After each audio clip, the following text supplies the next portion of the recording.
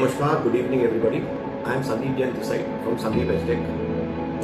I wanted to discuss with you regarding various announcements made by our Honorable Prime Minister regarding saving the resources in our country. Along with that, India is fast becoming an export hub for the electronic and white good industry.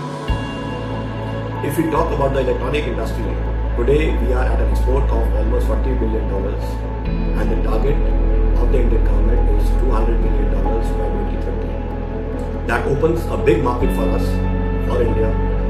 The government is giving a lot of schemes, BILI schemes are there, a lot of incentives are there.